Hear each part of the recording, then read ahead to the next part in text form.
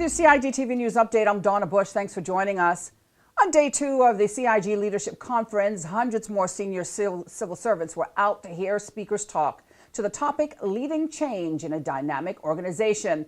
Our CIGTV crews caught up with some of the speakers from day 1 and day 2 to hear what they hoped attendees would take away, why it's important to have such conferences, and what their message was all about. I hope the takeaway are some things that they could put into use. We talk a lot about theory and about leadership, but it doesn't matter if you can't put those things into practice in your agency. So I'm hopeful that the 10 leadership lessons that I spoke about give people some concrete ideas they can take away and work on tomorrow.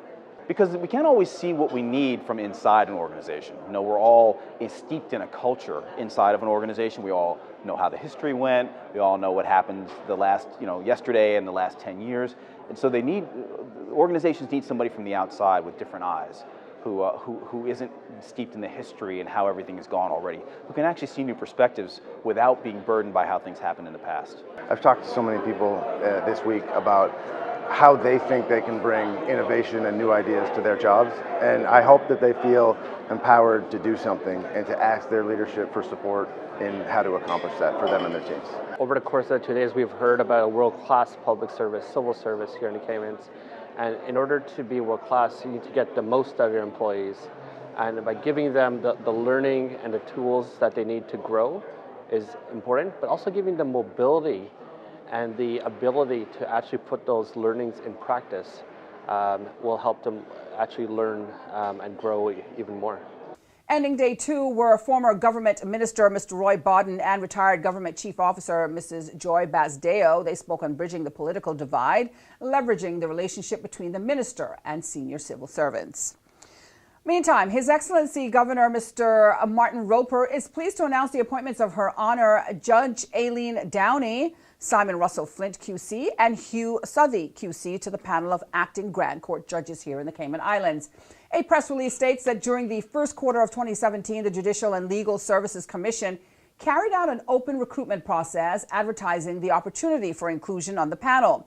Locally and overseas, now due to the large number of highly qualified candidates, the Commission conducted 2 sets of interviews, including those held in July of this year. The purpose of the panel is to maintain a list of qualified and recommended persons who may be invited to sit from time to time as acting Grand Court judges. The appointment of these 3 were very experienced individuals, along with the previous appointments made on the recommendation by the Commission, only serves to enhance the stellar reputation of our judiciary amongst both the local and international business communities, said the governor. I look forward to welcoming them to the Cayman Islands, he continued.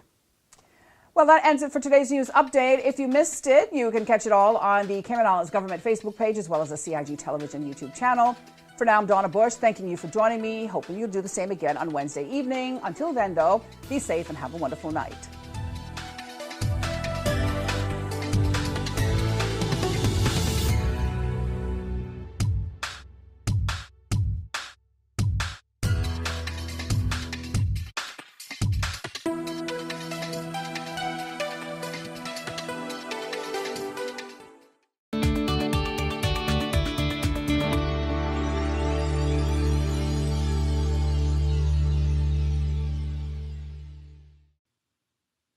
The Royal Cayman Islands Police Service has launched a new service to apply for a police clearance certificate online.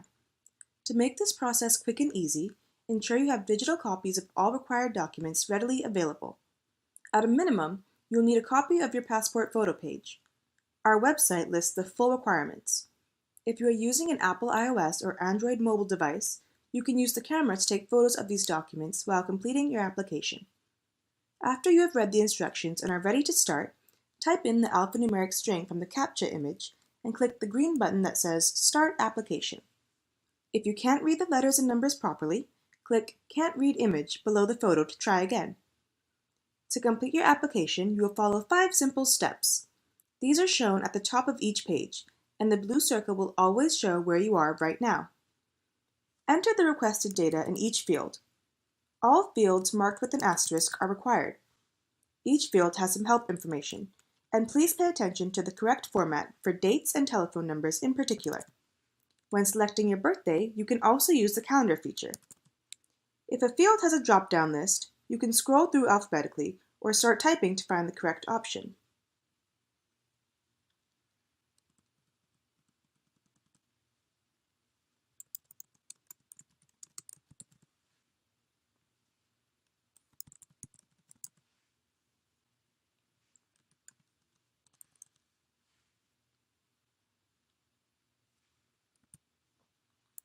You will be asked to enter your email address twice to ensure it's correct. This is the address we will use to send you a confirmation email and receipt. Once you have entered all of the required information, click Next at the bottom of the screen. If you click the Cancel Application button at any stage in the process, you will lose everything you've entered so far and be returned to the home page. On this page, answer the questions about past offenses, provide details if relevant, and then click Next. In this step, you will select the type of service being requested and details of the person applying, as well as anyone who might pick up the certificate on his or her behalf. If you select certain options, more information may be required at this stage or later in the process when you are uploading your documents. Finally, select the reasons you are applying and then click Next. If you make a mistake, use the drop-down menu to change the reason or click the red X to delete a line. Remember, if you click the Cancel Application button at any stage in the process, you will lose everything you've entered so far and be returned to the home page. If you need to go back to a previous page to review or change data you already entered, you can use the Back button.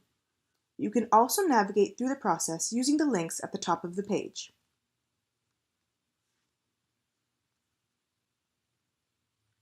On this page, you will be asked for the relevant digital documents to support your application. On each line, click the Upload icon, select the correct file, and then click Upload. Repeat this process for each document. Based on the information you've already entered, this page will tell you the basic documents required. However, please remember to read the guidance notes to ensure you've included everything for your particular application.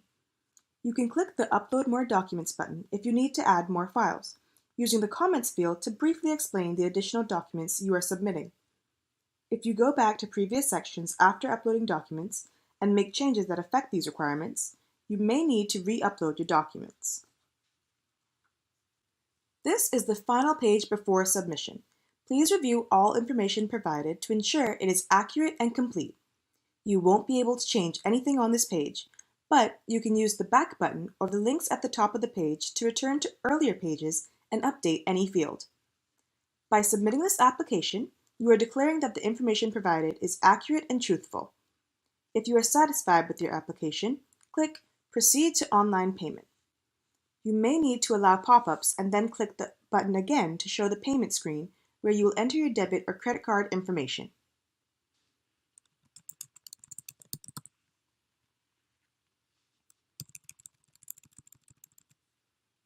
The Cayman Islands government accepts Visa and MasterCard, and you can use a debit or credit card issued anywhere in the world. Payment will be processed in Cayman Islands dollars for local service, and in United States dollars for overseas service. If you have questions about any exchange rate that will be used, or foreign currency transaction fees, please contact the bank that issued your card. The Cayman Islands government will not receive or retain your card information. Once your online payment has been authorized, you can view and print your receipt.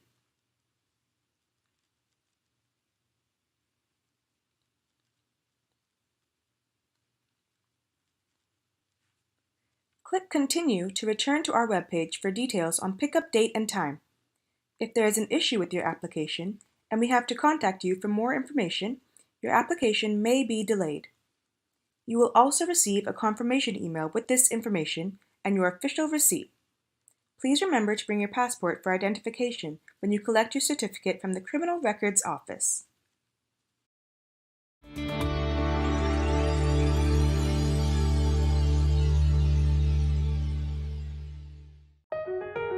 Did you know that planning permission is required for a shed? Did you know you should check with the department as a planning and permit application may be required?